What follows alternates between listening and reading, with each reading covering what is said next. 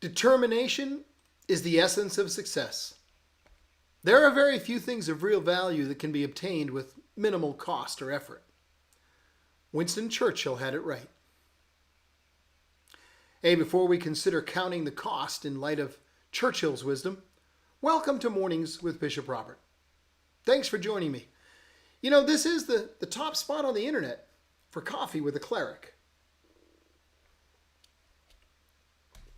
My goal is to help people and get them introduced to the Jesus they never knew. And then let them get to know him and his word personally and better.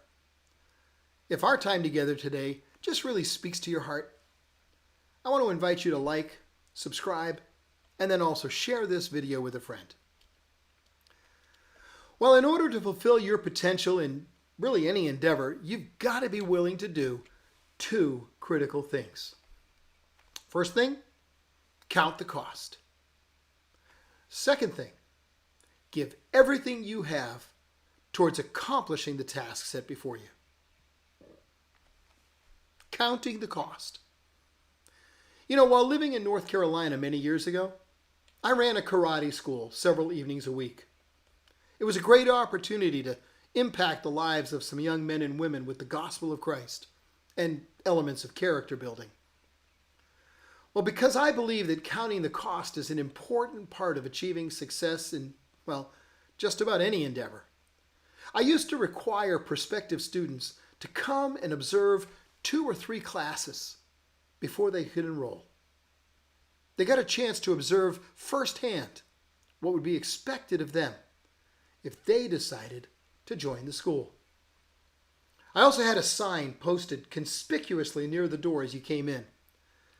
It said, "Many things can be cheaply made or easily bought, but that which is earned by hard work can never be replaced." If you're more interested in wearing a belt than earning a belt, I suggest you study somewhere other than here. It set the stage for the level of expectation. Fulfilling your potential in your faith life, it's going to require that you count the cost. Biblical Christianity is not for the faint of heart. Salvation, gift of God, freely offered to all who want to believe in their heart that Christ Jesus rose from the dead and choose to accept him as their Lord. No cost, already been paid by him. But please don't confuse the offer of salvation with the call to become a disciple. See, discipleship will cost you everything. Making the commitment to follow Christ is much like enlisting in the armed forces of your nation. It's a commitment to obey the commander-in-chief, to give your all to accomplish the stated mission, to be prepared to lay down your life in the process if need be. See, I believe a faith that isn't worth dying for probably isn't worth living for either. Jesus is the chief example of the ultimate faith-driven life. He came willingly, lived sacrificially, held nothing back. We're called to lead lives driven by the mission of going into all the world and making disciples of all nations. He empowers us, but we've got to be willing to obey. That's the second part, giving your all. As we pursue the fulfillment of all God has called us to be, we must be driven by determination to press on and never give in. Life will be difficult. Challenges will appear at times to be insurmountable.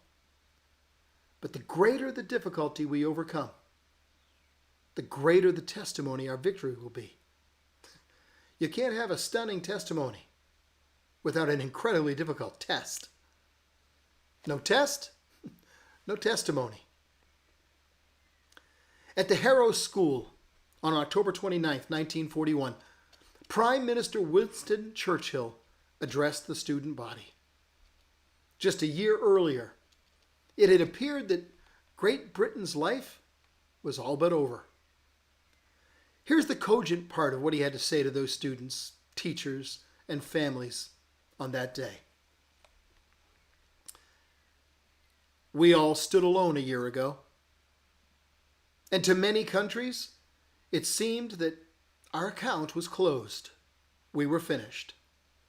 All this tradition of ours, the history of this country, were gone, finished, liquidated. But very different is the mood today. Britain, other nations thought, had drawn a sponge across her slate, but instead our country stood in the gap.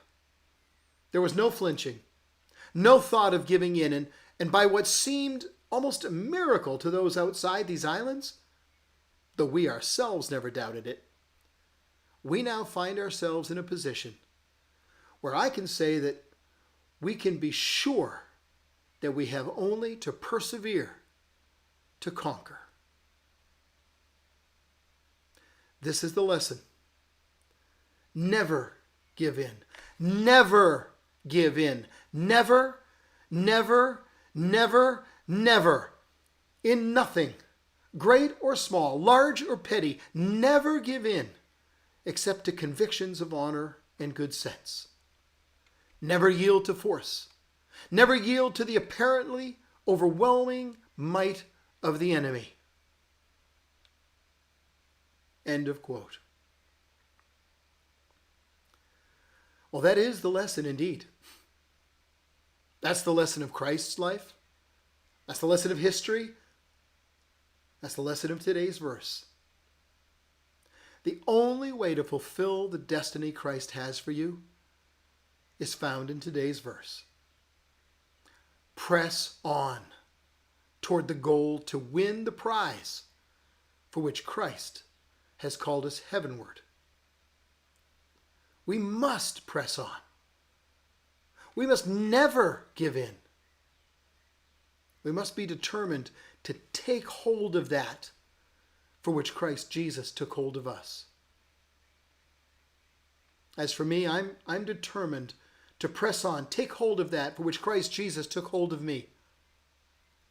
I want to invite you to join me for the journey of a lifetime. But I can tell you this, we have only to persevere to conquer. That's the end of time for today, friends. Before you go, I do want to ask you, as you're pressing on, help me introduce people to the Jesus they never knew and help them get to know him and his word personally and better. Would you please like this video? Go ahead and click like right now because it really will help more people see it. Then click follow or subscribe so that you and I can get together every day. Want to make sure of that?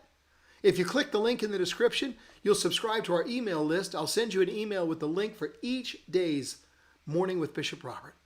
I'll also drop this book, Count to One, God's Plan for Christian Unity. I'll put it right in your inbox for you. Hey, one more thing. Please share this video, today's video, with a friend. Because as you do, that makes you part of the team, touching hearts all over the world with the love of Jesus. Thank you for helping.